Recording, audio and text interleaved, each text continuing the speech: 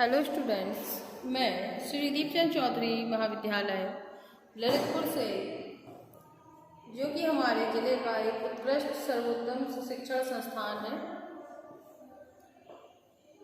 तो आज हम होम साइंस के सेकंड सेमेस्टर के फर्स्ट पार्ट क्लॉथिंग कंस्ट्रक्शन में जो आपका प्रॉपर्टीज़ वाली यूनिट है, उसमें हम रेयॉन की जो फिजिकल प्रॉपर्टीज़ है उनके बारे में जानेंगे।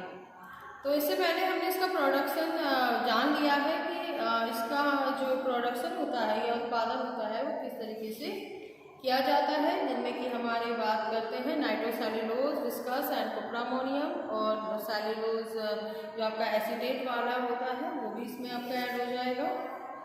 तो ये आपके रेयॉन जो है वो कहलाते हैं। इसके अलावा इसकी अगर हम प्रिपरेशन की बात करें तो इसमें हम इसकी जो रेयॉन के रंगों की जो लंबाई है, चमक को कम करना है कलर से, तो ये आपके नॉर्मल मैंने हो गए हैं। अब इसकी हम बात करते हैं फिजिकल प्रॉपर्टीज़ की। तो जो रेयॉन के रेशे होते हैं उनकी भौतिक विशेषताएं कौन कौन सी हैं। तो अगर हम सबसे पहले बात करते हैं कि जो ये धागे होते हैं, अगर इनकी ऐंठन को खोला जाए तो जो रेयॉन का रेशा होता है वो देखने में कैसा होगा, भारी, कड़ा, कम लचकदार देखने में लगेगा। जबकि अगर हम रेशम के धागे को क्या करते हैं, वो सरलता से जो है वो टूट जाता है। तो यही अंतर होता है एक रासायनिक रेशे में और एक प्राकृतिक रेशे में। तो प्राकृतिक रेशा जो है वो अलग है, और जो रेयॉन होता है वो प्राकृतिक रेशों और साथ ही साथ केमिकल को मिला करके घोल के रूप में बनाया जाता है। बाद में इसको स्पिनरेट से गुजारा जाता है, जिससे कि ये जब ठंडे होते हैं तो इनमें से भाप उड़ जाती है और हमें धागे जो हैं वो प्राप्त हो जाते हैं। एक बड़ी विशेषता ये है कि हम इन्हें किसी भी आकार में बना सकते हैं। जैसे प्राकृतिक रेशे होते हैं, उनकी लंबाई जो होती है वो नेचुरल होती है, यानी अगर कपास का रेशा छोटा होता है तो वो छोटा ही रहेगा। वहीं पर अगर हम लिनन की बात करते हैं तो उसका रेशा लंबा होता है, रेशम की बात करें तो उसका भी रेशा लंबा होता है, और ऊन की बात करें तो उसका रेशा जो है वो छोटा होता है। यानी हम उनके रेशों की लंबाई चौड़ाई जो है वो सेट नहीं कर सकते। वहीं पे अगर हम रेयॉन की बात करें तो इनकी लंबाई चौड़ाई को हम क्या कर सकते हैं, सेट कर सकते हैं। तो ये उसकी सबसे बड़ी अगर कहें विशेषता तो वो होती है। रेयॉन के जो रेशे होते हैं उनको बनाने की जो प्रक्रिया होती है वो भी काफ़ी महंगी विधि है। इस वजह से अब इनका प्रचलन जो है वो बहुत कम हो गया है। उसका स्थान केमिकल जो फाइबर्स होते हैं, रासायनिक रेशे होते हैं, उन्होंने जो है ले लिया है। तो जो हमारी फिजिकल प्रॉपर्टीज में अगर हम सबसे पहली बात करें इसके कंपोजिशन की, तो रेयॉन चाहे किस भी विधि से हम बनाएं, इसका जो मूल आधार होता है वो पौधों के भीतर जो पाया जाने वाला सेल्यूलोज होता है वही होता है।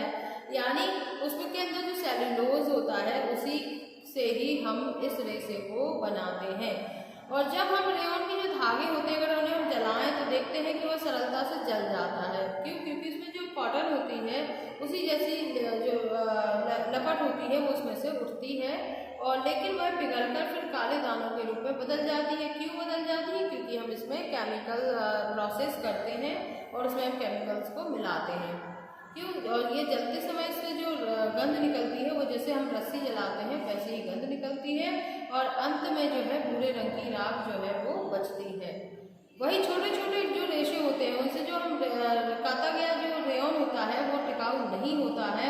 अगर वही हम लंबे रेशों के बात करें तो वो रेयॉन जो है पर्याप्त मात्रा में मजबूत होगा, लेकिन वह जो है शुद्ध रेशम और सूती वस्त्र और लिनन के रेशे के समान जो है वो टिकाऊ नहीं होता है। इस चीज़ का आपको ध्यान रखना होगा। तो जो अगर इसकी हम बात करते हैं लेंथ की, तो मानवकृत रेशा होने के कारण इसे हम जो छोटे रेशे होते हैं या विरल लंबाई वाले धागे होते हैं उस रूप में हम प्राप्त कर सकते हैं। जैसा कि मैंने बताया से हम इसकी लंबाई चौड़ाई जो है वो सेट कर सकते हैं अपने अनुसार, और इनसे क्या होता है हम सुंदर रेशम के समान चिकने सतह वाले वस्त्र बना सकते हैं जो कोमल होते हैं। और इनके छोटे रेशों को भी हम स्टेपल कहते हैं और इन्हें टो भी कहा जाता है, और भिन्न भिन्न रेशों के साथ मिलकर ये ब्लेंडेड या विभिन्न प्रकार के वस्त्र जो है वो बना सकते हैं। तो ये इसकी लेंथ हो गई। अब बात करते हैं डायमीटर की कि इसका व्यास क्या होता है। तो इसमें रेट के छिद्रों के आकार में परिवर्तन लाकर हम क्या कर सकते हैं, इसे नियंत्रित कर सकते हैं, और हम रेयॉन के रेशों को समान व्यास वाला बना सकते हैं। यानी जितने भी व्यास का हमें रेशा चाहिए वो स्पिंडल के छेदों को घुमा करके और परिवर्तन ला करके हम प्राप्त कर सकते हैं। इसमें क्या होता है कि गाढ़ा जो घोल होता है वो स्पिंडल से हम नियंत्रित प्रवाह से निकालते हैं और इसी प्रकार हमें भिन्न भिन्न व्यास के जो रेशे हैं हम बना सकते हैं। अब इसकी बात करते हैं स्ट्रेंथ की या मजबूती की। तो रेयॉन के जो रेशे होते हैं वे ऊन की अपेक्षा तो मजबूत होते हैं, लेकिन रेशम की अपेक्षा ये 1/3 कम मजबूत होते हैं। अगर सूखी अवस्था में बात करें तो ये ज़्यादा मजबूत होते हैं और गीली अवस्था में बात करें तो ये इसकी जो मजबूती है वो 40 से लगा के 70% तक कम हो जाती है और सूखने के बाद ये फिर से अपनी खोई हुई मजबूती को प्राप्त कर लेते हैं। और धुलाई सफाई करते समय इस बात का हमें ध्यान रखना चाहिए कि हम इन्हें ज़्यादा रगड़े नहीं। इसके बाद हम बात करते हैं इसकी हीट कंडक्टिविटी की। तो हीट कंडक्टिविटी में क्या होता है कि जो आपका ताप का संचालक होता है ये अच्छा संचालक है और यह ग्रीष्म ऋतु में अधिक उपयुक्त समझा जाता है, यानी गर्मी में हम इसका यूज ज़्यादा करते हैं क्योंकि ये वस्त्र जो है वो ऊन और रेशम की भांति गर्म नहीं बल्कि ये रुएदार सतह होने के कारण समस्त हम इसे जितने भी चाहे विंटर हो चाहे समर टाइम हो इसमें हम इसे यूज़ कर सकते हैं और ये उष्णता को जो है वो शीघ्र से निकाल देता है और ठंडक हमें प्रदान करता है। अब बात करते हैं अगर हम उनके हीट का क्या प्रभाव पड़ता है। तो ये क्या होता है, ये शुद्ध सेल्यूलोज से बनते हैं और अधिक ताप के से जो रेयॉन के रेशे होते हैं उन्हें हानि पहुंचती है और ये रेशे जो होते हैं पिघल जाते हैं, चमक भी इनकी खत्म हो जाती है। किंतु नमी तथा ताप का प्रयोग साथ साथ किया जाए तो इनकी जो चमक है वो वैसी की वैसी बनी रहती है। इसके साथ ही अगर रेयॉन पर जो हम आयन कर दें तो भी वह एकदम जो है नष्ट हो जाता है। फिर अब बात करते हैं इसकी वॉशेबिलिटी एंड क्लीनेस की। तो इसकी जो रेयॉन की जो सतह होती है वो काफ़ी चिकनी होती है, चमकदार होती है, इसलिए जो धूलकण या गंदगी होती है वो नहीं लगती है, जिससे वस्त्र जो है वो गंदा नहीं होता। लेकिन इसे हमें डेली धोने की भी ज़रूरत नहीं होती है, लेकिन जब धुलाई करते हैं तो उस समय हमें एक्स्ट्रा केयर की ज़रूरत पड़ती है क्योंकि भीगने के बाद इनमें से 25 से लगा के 30% तक जो शक्ति है वो कम हो जाती है। इसीलिए इन्हें हल्के हाथों से दबा दबा कर धोना चाहिए क्योंकि अगर हम ज़्यादा रगड़ेंगे तो कपड़ा जो है वो फट जाएगा, खराब हो जाएगा। अगर हम कसकर निचोड़ देते हैं तो भी इसका जो रेशे हैं वो कमज़ोर हो जाते हैं। अब इसकी बात करें लाइट का इस पर जो क्या प्रभाव पड़ता है। तो रेयॉन के वस्त्र को अगर हम तेज धूप में रख दें तो उनका जो रंग है वो पीला पड़ जाएगा और ये नष्ट हो जाएगा क्योंकि जो धूप होती है वो रेयॉन को क्या करती है, अशक्त बनाती है। तो इस चीज़ का आपको ध्यान रखना है। अगर हम फ्रिक्शन की बात करें इस पर घर्षण का क्या प्रभाव पड़ता है। तो जो हमारा रेशा होता है इसका रेयॉन जो रेशे होते हैं इनमें जो है घर्षण से ये जो कपड़े हैं वो कमज़ोर हो जाते हैं और उनकी जो चमक है वो नष्ट हो जाती है क्योंकि अगर हम धोते समय से रगड़ देते हैं तो वस्त्र में जो छेद वगैरह होने के चांसेस बढ़ जाते हैं, जिससे कि वस्त्र की जो शेप है वो क्या होती है, बिगड़ जाती है। और इसीलिए कहा जाता है कि रेयॉन को वस्त्र धोते समय उन्हें ज़्यादा रगड़ना नहीं चाहिए।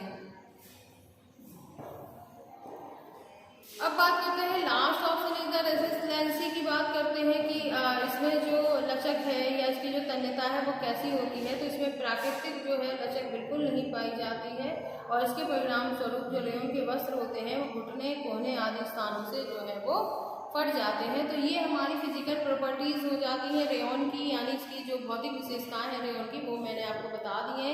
इसका कंपोजिशन क्या है, length, diameter, strength and heat conductivity, effect of heat, washability and cleanness and effect of light की लाइट का क्या प्रभाव पड़ता है and effect of friction and एक्सीडेंसी में आपको मैंने सारी चीज़ें कंप्लीट करा दी हैं कि इसकी ये फिजिकल प्रॉपर्टीज़ होती हैं।